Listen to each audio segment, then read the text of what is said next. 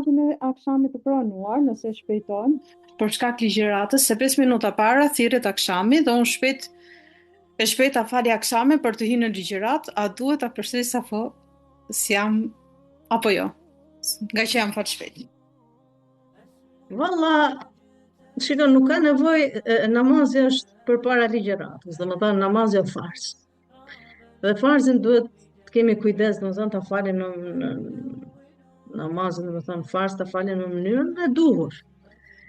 Tani nuk e di unë atë shpejtësinë që si e ke pas ti, dhe nuk e di domethënë atë koncentrimin sa ke qenë ti në namaz.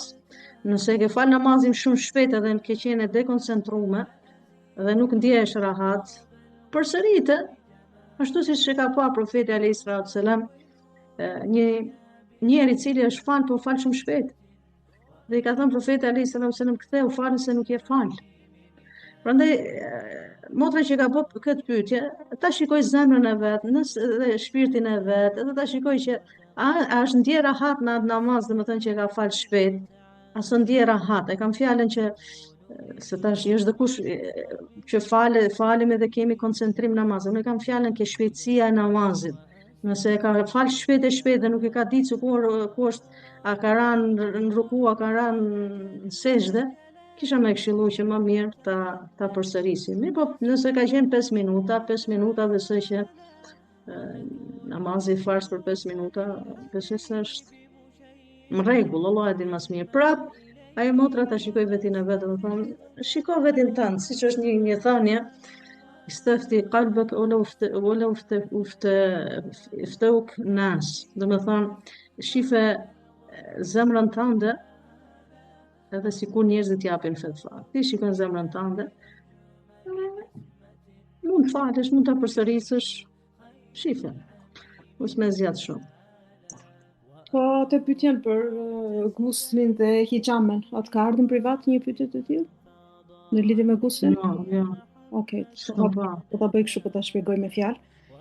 Atë po, do të thonë motor po pyeste që ka bërë hijame ke koka, dhe normalisht janë mush flokët me gjak. Tani gjaku është në xhasa, apo jo, është pa pastërti në namaz.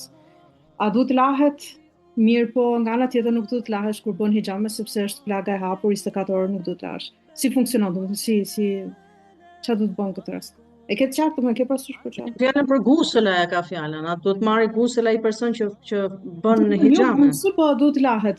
Jo gusulli mirë filt, po a duhet lahet që të heqë gjakun nga flokët, sepse do hy namaz dhe nuk mund të hysh namaz me në xhasë. Nuk ka nevojë nëse shikon ajo për shkakun që kur bën hijame mund ndoshta ka kokën e dëmtuar, edhe nuk është nevojë të marrësh gusull. S'ka problem që ka pak gjak vende të flokët, a kupton?